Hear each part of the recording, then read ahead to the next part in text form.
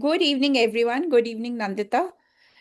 As part of our International Women's Day series, the WICCI National Aviation Council, in collaboration with the Indian Women Pilot Association, presents a fireside chat featuring aviation infrastructure leader Nandita Bhatt.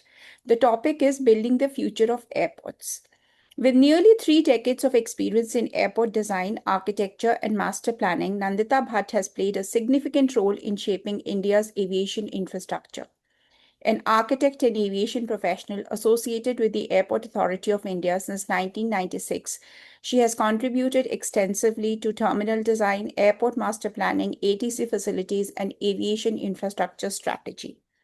Currently serving in senior leadership roles, including Executive Director Planning and Airport Director at Maharana Pratap Airport, she brings deep expertise in airport planning, project execution, strategic development in complex aviation environments.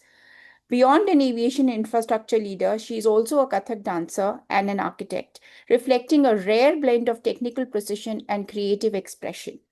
During this session today, the discussion will explore airport master planning and terminal design in rapidly growing aviation markets as India, infrastructure leadership with complex airport ecosystems, strategic planning for the next generation of airports, and women shaping the aviation infrastructure. Join us as we celebrate leaders like Nandita. Namaskar. Thank you so much, Rakhee, and wishing you all the women a very happy Women's Day. I think for us, it's every day being together and working. Thank you for that introduction, but I don't know where the Kathak point came, so I'm not actually a Kathak dancer. Oh, is it? And yeah, so I'm been an architect, and I've been trying to work in the ecosystem of the designing airports. In my career, have also worked in training with Indian Aviation Academy. I've been an IQ course developer and an instructor in the due course of time. And I've done standard training packages for the IQ library. And I've also been in this tenure of not only just being architect to shape and design the ecosystem, but I have worked as airport director, which is like heading the complete airport. And that, I think, changed my perspective, is what I've been Okay. working as an architect. Okay, great. So thank you so much for having me here. And it's been lovely to be hearing you having sessions with other women leaders in the forum too. Thank you. Yeah. So our privilege today to have you on board. So my first question is actually, how did you digress towards aviation infrastructure as a subject of your architectural interest? Because that is very unique. Normally we see people getting into different commercial, residential or, other kinds of architectural interests. But how did you divert towards airport infrastructure? I Especially being a think woman, right? I mean, it's a infrastructure industry where as it is very few women are there, and then to get into airport infrastructure. I think airplanes is one thing which fascinates you from childhood. Yes. If you talk even today, a plane passes by, we look up at the sky and come forth. I do have family, some of the members who've been also attached to the industry, and I think that's where the whole interest started coming up. And another point was that this was something different. It's not just designing residence or a single oriented system. But what attracted me whenever I read was the complexity of the designing of the airports. It's something very superficial that we see when we pass through the terminals. Right. There is so much more that goes in the background. And I think that was the fascination.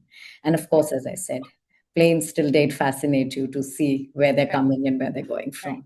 Right. So I think that was one of the major aspects that attracted me to come towards working in this profession, to work and design airports. Okay. And how have you seen the design philosophy of the airports evolve, especially in India, from an utilitarian perspective to an experiential perspective, right? So, how long has this journey transpired, and what have been your observations and learnings during this modernization of the airport infrastructure? So it's almost 30 years that I've been with the aviation as an architect. And when I started, it's like just out of college, and you've joined the organization. And at that time, the airports were not as lavish and large as you'd see them now. They were earlier on running through very small spaces, small rooms, and it was just very few flights that were coming up. But as the industry grew, I think the perspective or design had to change. So the aircraft number increased, and dividing it into two parts, the airside design and the city side connect to it as terminals, made a lot of change in the industry. And also, I must say, the expectation of people rose. Mhm. It had too much of glamour that attached with people feel. And it was also people's demand to have not only the comfort of after traveling with safety and security, they wanted more. And that's where the whole perspective of design changed. So it became an experience into itself. Mhm. Airport ecosystem is like a city within itself. Right. Besides the technological part, which grew in the systems of baggage designing systems or your, face recognitions that you're going through, people wanted to make their journey memorable from the day they started at. And that's where the whole concept came. And I think people are now wanting more. They want their spaces to read. Some want their spaces to start their vacation with friends and family and eat. Mhm. And it's also sustainability which started walking in. And there, the whole design concept changed. So it was not just your check in points or your security. We wanted people to start relaxing, enjoying and spend, get more greenery within the systems, get them different kind of seating spaces as per the mood of a person, get more light into your terminal buildings. I think that's where changed the whole perspective of the things walking in. It's also a global benchmarking. You start seeing a lot of other airports expanding and working on different systems. And I think that's what attracts the whole design of the infrastructure, which is changing the language now. So, Nandita, in terms of the experiential part of Indian airports, how do you now rank the Indian airports compared to the developed countries? And what is, in your view, the best role model airport that you would want to have some of its, reflections in India? So, as an architect, which airport attracts you the most, and where do we stand in terms of the global competitiveness in airport aesthetics? I think we are there. We've made a statement. India is so culturally strong, and airports being the gateways to that particular city, country, anything that you want to name it. We've just got a lot of culture that's also walked into our airports. And I think we've got a lot of awards in the ACI, ASQs, Mhm. everywhere. So I don't think we are lacking anywhere to talk of where we say that what is that we are not giving to the Mm. people in sense of design what other global airports are giving. Rather, I'll say we are a step ahead. We have a lot Okay. of human touch and cultural that is walking Mhm. in. Uh, I've traveled across many airports, and if you're talking as an architect and design, I think uh, Changi amazes me all the time that I travel through them. They each time have something new that they are giving in. Mhm. Technology wise also they are a step ahead than what they're going through. So as an architect, yes, that attracts people to go in through with the way they've got environment inside, a lot of plants, using of different kind of materials. So Mhm. when you talk of the profession part of it, I think that there's a lot of learning one can do from there, that Mhm. how technology is also integrated into the system Mhm. within your design to create customer experience besides the outside zone. So yes, that's something which is one up that they've got. Okay. My next question is like, now sustainability, environment, and passenger experience, all of these are very important factors, right?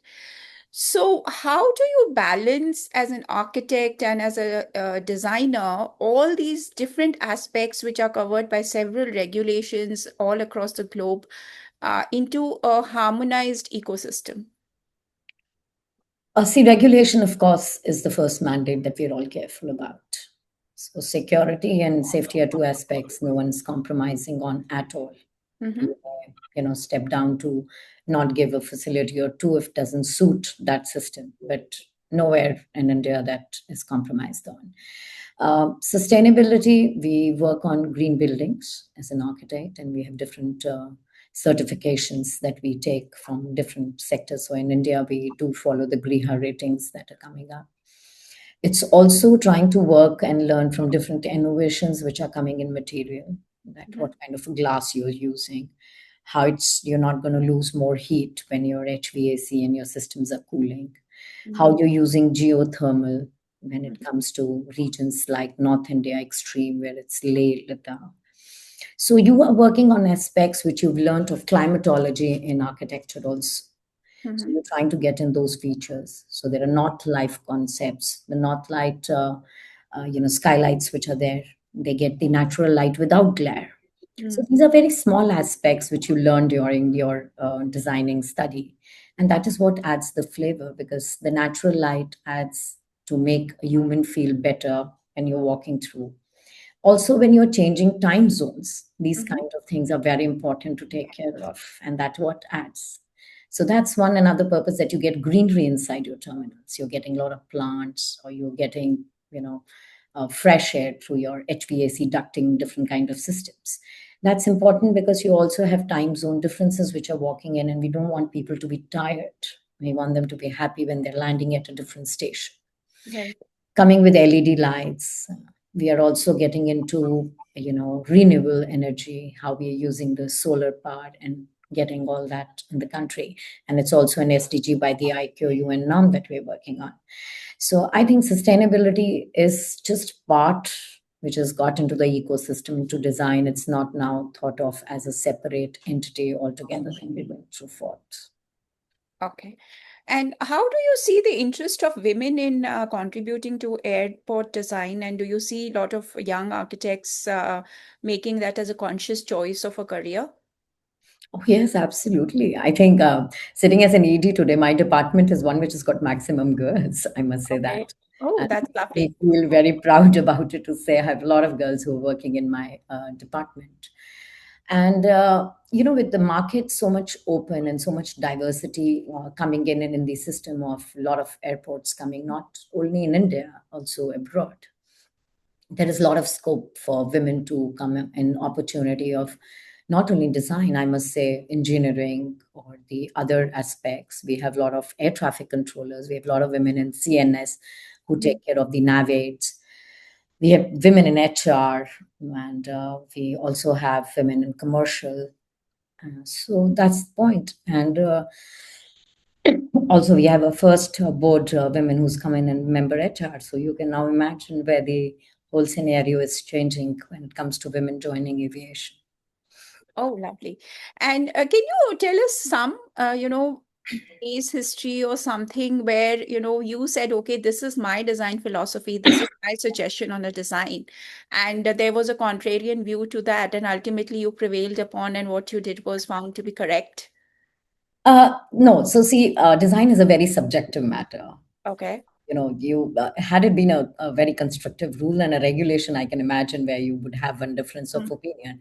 But with design, you have to somewhere come into consensus together when you're working because it's very subjective. It's like Okay. you like white color, I may not. You may Mm. like blue and I may not. I Mhm. may like red and you may not. It's literally like that. Mm.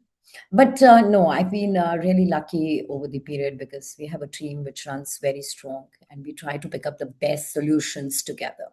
Mhm. So design in that sense is a very collective thing, and it just does not happen with architects. You'll have engineers who will also have an opinion. End of the day, you have to construct that. Right. So you have to understand what their opinion may be. And then it's very important to even understand from the user directorates if Mhm. there are some changes to be brought into design. So I think conflict in design, it just cannot happen to say that what I'm saying is the only best option. It has to be a very collective decision. Mhm. And now with the airports, competing for several awards and all, do you see that the airports are making design a proprietary subject matter of intellectual properties, some kind of a design right? Or like, for example, I live in Bangalore and the Bangalore airport is so beautiful, especially the Terminal 2.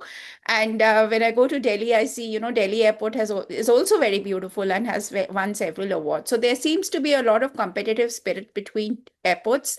So, how are the airports geared towards protecting their design rights, and what is the thought behind that? Or it is like, it is a public space, so it is more or less, people enjoy, and there is no specific design right around the airport Uh, See, ecosystem. end of the day, we need to understand that airports are very functional in a particular purpose, and there Right. is a particular linear kind of a pattern which runs in the Mm-hmm. processes. Mm-hmm.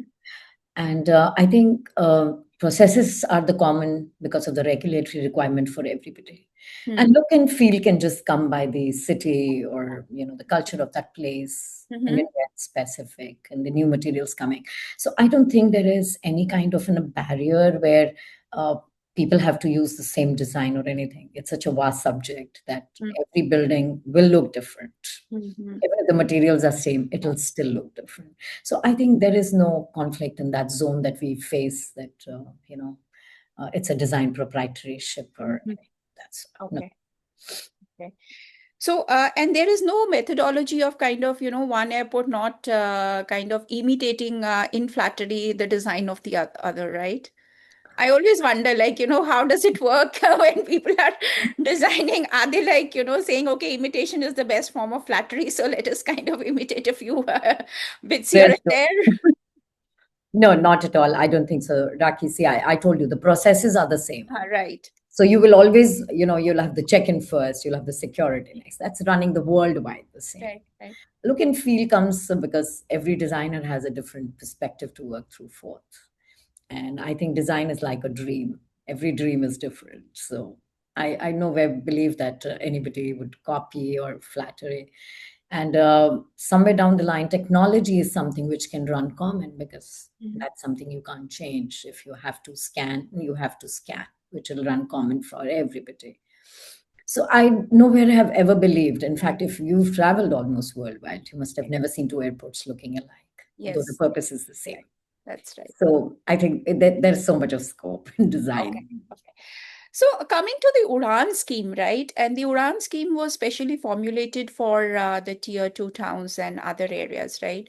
Now, where the airports were extremely ancient, so to say, and do you see that the moment a airport becomes modernized, the people tend to flock more towards the airport, whether the Udan scheme is there or not, and it is a differentiator in terms of for the aviation industry as such?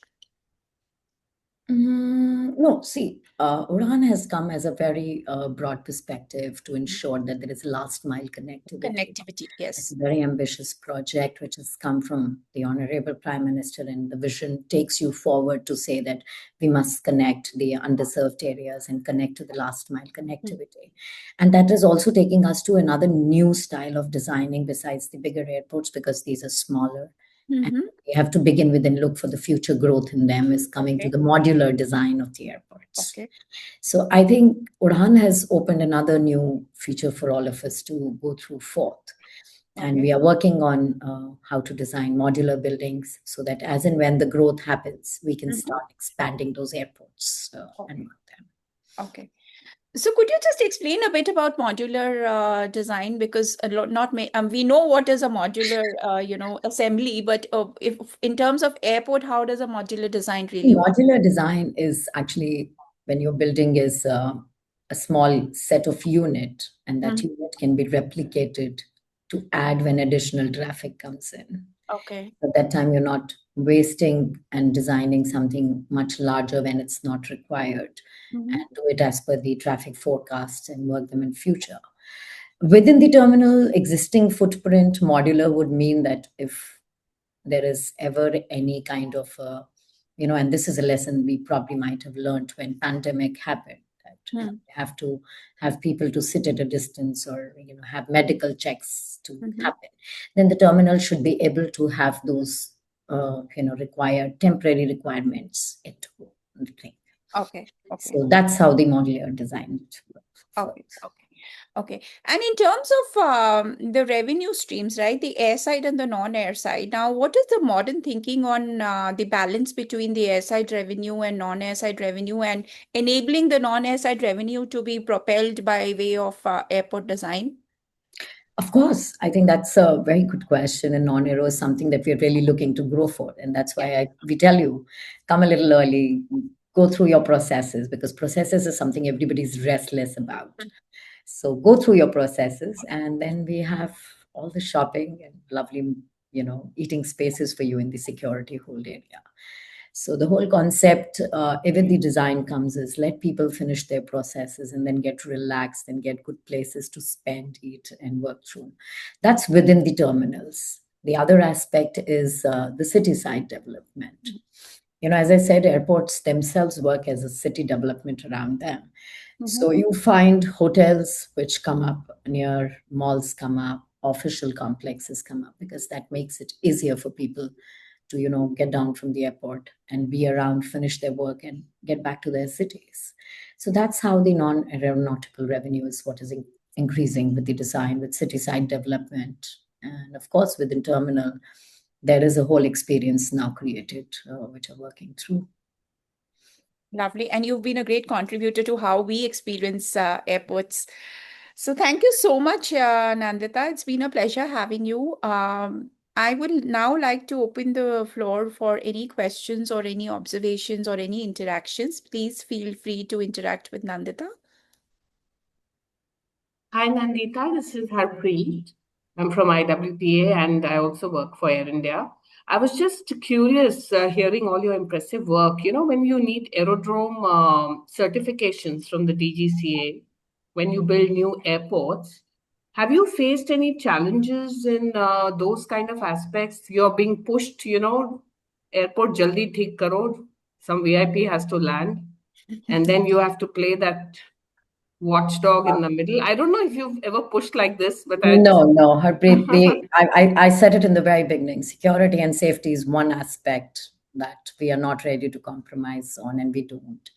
And we've been fortunate that we've always got our licenses after we finish the complete due diligence and designed as per the requirement. So license was only walk in once you finished your work 100%. Okay, thank you for that. Thanks. Anyone else? Yeah, hi Rakhee, hi Nandita, hi everyone. First of all, it's really nice listening to everything, really enlightening and insightful. And happy Women's Day to everyone. And Thank you, Lynn. Yeah, so I'm just juggling a lot of things. I've been here and there.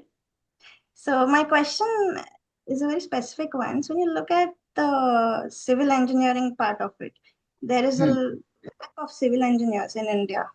A lot. When I look at a lot of requirements, they put out requirements which never get, they never get those people, civil engineering people who can do the airports very easily. It's very difficult. While if you look at Ireland side, there are a lot of civil engineers. So what would be, coming to the structural integrity of the buildings and terminals? After they are designed as well, many of them fell in the past. Like we had those instances right here where terminals collapsed or something in India. So what are the kind of benchmarks or standards of measures you would look at if you have to look at an Irish civil engineer building an airport, comparing just broadly like to an Indian airport, just for an idea?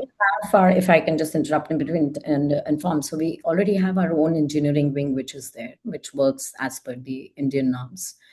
And we have our systems in place for quality checks and structures with various institutes and premium institutes in India. So there is a whole process within AI which is in place. All right, but what would be the benchmarks like or the standards you would look at? Like if you want to check for structures? There are codes in India. There are the Indian standard codes, and there are other engineering codes which they work through, because that's a different department, so they handle. And they do it as per the requirement that they have in their manuals and their codes. All right, yeah, thank you. That's all I wanted to ask. Thank you. Thank you. Thank you. Anyone else?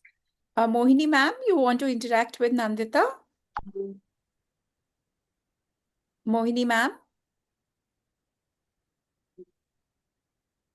Mohini ma'am, you are on mute. Do you want to interact with Nandita? Oh, I think she's... Rakhee, can I ask one thing? Like it may not be so much towards the design, but towards the utility or functionality of airports. So you have category 2, category 3. Now some airports have visibility issues which are going on since a long time. So why aren't they made into category 3? Lynn, that's too long and technical, and that's another couple of departments which are involved. I understand your concerns, which you were talking, but that's something I think we'll have to take you back, and maybe you come to our office and we'll explain you, which is very detailed, and there are more experts who work on that. So that's something I'll have to make you touch base with another directorate who works on it. Okay, all right. Yeah, thank you. Yeah, Thank you, thanks. Nandita. Thank you. Anybody else who wants to interact with Nandita? So, Nandita, one parting message that you want to share with our women leaders and women participants today about how did you manage to succeed in a profession which was mainly highly male dominated at the time that you joined? Oh my God, the parting is always look up at the skies and fly. And I think I have been lucky, maybe working with Airports Authority of India, where inclusivity has been there for very long. So I think we nowhere felt that we were fewer in number at the time when we started. Mhm. As I said, my department somehow has been really lucky. I've had earlier executive directors also who've been women. So there is a legacy which has been going on. And the only thing to say to the younger generation in them is that there is no question of any glass ceilings left with so much of education that one gets and so much of opportunity that's in place. The only glass ceiling that you need to break is within yourself. So if you do that, just look up and fly as high as possible. Lovely, lovely. Any last interactions? Then we shall close the session. Rakhee, I just want to say Nandita had sent me some nice images earlier, and it's Yes. really nice the number of women who are there in AI. Like, it's amazing. You may not see that number of women in other sectors, subsectors in aviation as there are in AI. So Right. that I was really happy to see. When I seen that picture, I realized there's so many women out there. It's lovely in those positions, senior positions also. So Yeah, it's not yeah. just the pilots who are a lot. Even the AI has a lot of female women out there who are doing a lot of good work from the airport side as well. But not much coverage is given to them. So this is what I have seen. We can still work on things from that angle also. You know what I feel after going through the sessions today is that aviation has probably been an industry where there has been diversity for a very long time and it has been actively promoted, and we see better numbers compared to even some other industries on the ground, right? So, which is very, very heartening, I would say. Yes, and when like for us, certain sectors like see maintenance and all, we used to have a lot of problem. There were no females there much when I used to do it. Now, like sometimes I was the only female, or there were four females among this whole company. It there was a big problem because of the imbalance in the ratio, gender ratio.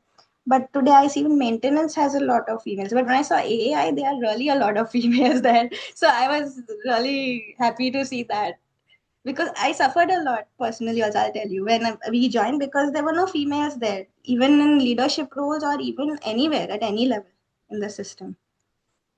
So makes a big difference. Really I'm really happy to see that. That's what I was Thank saying when you. I saw so many women. Yeah.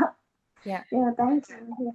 Thank you, Well, Nandita, for the work that you do and for all the women that you make proud.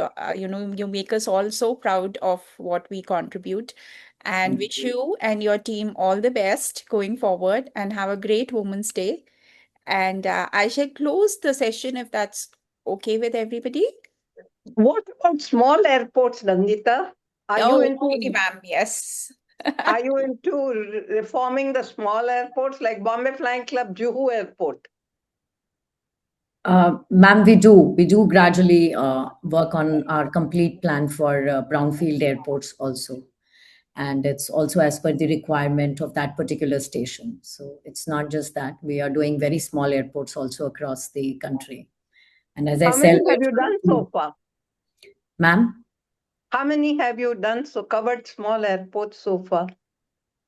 ma'am, AI is handling almost more than 140 airports.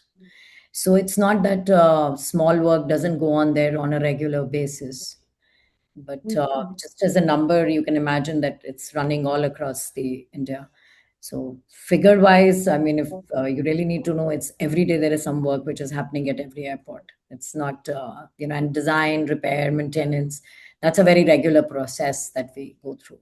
And we've also done expansions with new terminals wherever we believed they have saturated. So you must have seen that we did a couple of inaugurations of new terminals like Patna, Purnia, which is small right now and which will grow into bigger, Darbhanga and Jorat. And we are going to be coming up with many more new terminals across this year. Okay, because I was concerned about Juhu Airport, which is in the flight path of the international airport. Ma'am, but Juhu is a separate entity that it works through. It's not doing the commercial scheduled flights. So that Bombay Airport is in Jaipur. But for the purpose that it's being used, the work is done accordingly there. Thank you so much. Thank you, ma'am. Yeah. Thank you. Nandita, one last yeah. to ask you, which is very relevant, I just remembered. So with this new UDAN scheme which is going on and constructing numerous airports across our country, like what do you think about, the future scenes or the footfall and the trends? Like, is it going to make sense to have so many airports? Are there so many passengers traveling from these places? No, I understand your point, but the thing is that things don't just happen in a day. I mean, it takes time for things to pick up, traffic to move, aircraft routes to happen. So if we will not start building infrastructure, how you will expect things to move further, grow and work on? It's a very catch-22. If you don't have a facility, how does the aircraft land? And if you're saying that don't create till aircraft is not ready to land, is not that you can build an airport in just a single day. So for growth perspective, you have to look the future.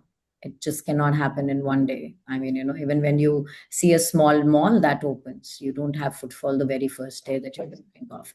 But different flights take different times. And of course, the potential is looked in and then the infrastructure is developed. So this is where the whole perspective is to work under the UDAN scheme, and it's making aviation reaching the common man also. All right. Thank you, Nandita. That's excellent. Thank you. Thank you. I think we have overshot our time, Nandita, by a couple of minutes, and it was lovely having you with us. And have a nice evening, and wish you all a very happy Women's Day once again. I'll be closing the session. Thank you. Thank you so much. Thank you. Thank you. Happy Women's Day, everyone. Thank you, Rakhee, as well. Thank you. Bye, everybody.